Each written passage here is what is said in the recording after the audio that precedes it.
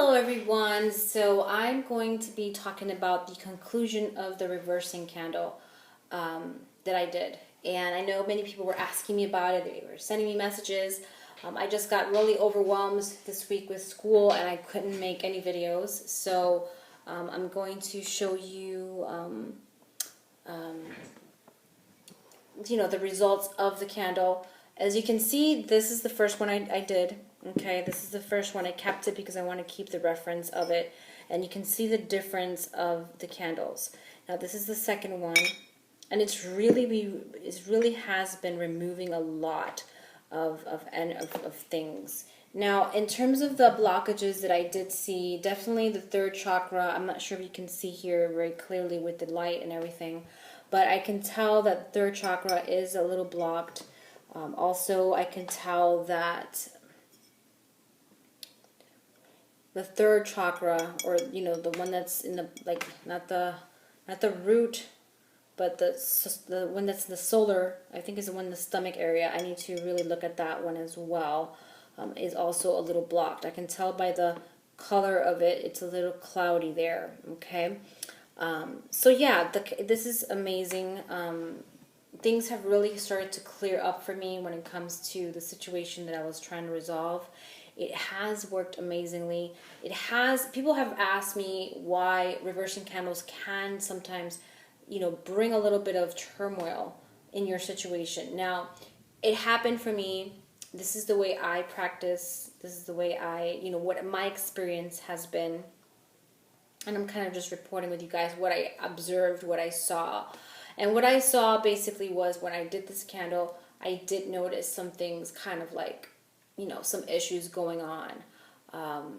So it can, because it's like you're shaking water, right? You have it, you're shaking some water and the water can spill.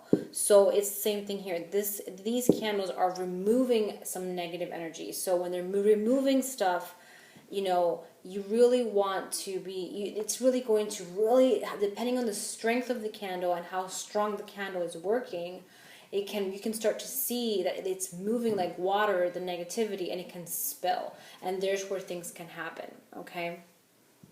So I know people were asking me about what kind of books to use or what kind of books to work with when it comes to candle magic. I have several books on candle magic. I just haven't taken them out of my, I moved recently, moved a few months ago, and I have some stuff in boxes still.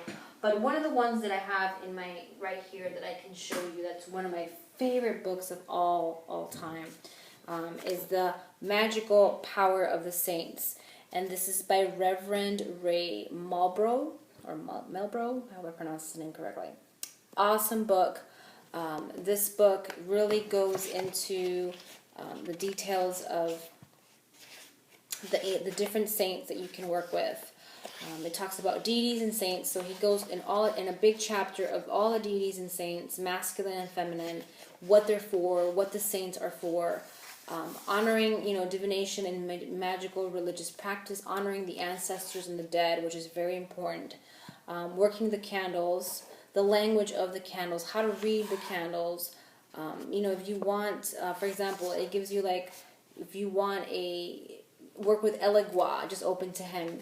White is the color of the candle, it says here. It is used to delay a court case or a lawsuit and to protect you from a lawsuit against you. Helping hand, this comes in 7 colors or solid green. It is used to receive general blessings for love, money, and health. So these are probably candles like the 7-day candles you've seen in the shops. Yeah, 7-day candles you've seen in the shops. And it really tells you what they're for, why you would use them, okay? Why you would work with them. And then, here you have, I love this part where he has the language of the candles. It tells you, different rituals to reconcile your lover, what candles you should use, what oils you should use. And I think he goes into the Psalms. Yeah, he goes into the Psalms. For example, to return your lover, Psalm 123 is very good. Also Psalm 16 and Psalm 62. So, and then he goes into what you should do. It's a very, very, very, very, very good book. I highly recommend it. Highly recommend this book. Really good. Okay. Another thing this is like my go-to book for everything. Another thing, he goes into the novenas, how to do them, 187. So let me go into that one really quick. I wish he can write another book. I really enjoyed this book so much. Okay, so he goes into the planetary hours here. I haven't read this part of it, but he does go into like the planetary hours. Yeah, he goes into the planetary hours, which I think it's amazing when you can do that. I'll probably do a video on planetary hours. I've worked with planetary hours a lot in the past, and it's amazing. So it says here, 3 of the angels in the list hours are also saints in the Catholic traditional: Michael, Raphael, and Gabriel. Today, many witches do invoke the protective powers of these 3 angels, as well as the angel Uriel. Okay, so he goes into, it says here, to begin the mystical novena, you will need to look in the following correspondences associated with a planetary angel to determine the angel's sphere of influence in your human life. These are the following. So they have Michael's influence concerns creating peace and harmony.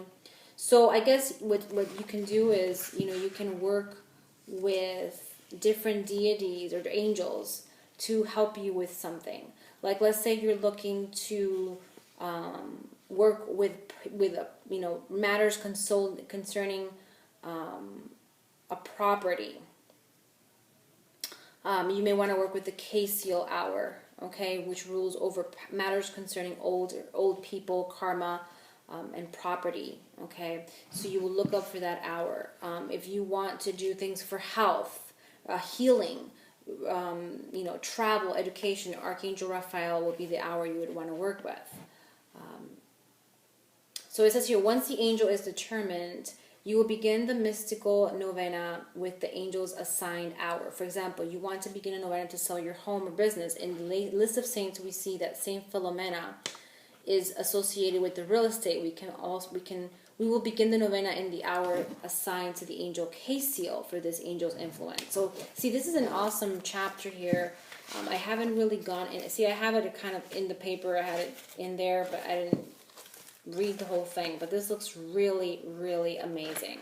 I'll probably go into doing a review, talking more about the planetary hours.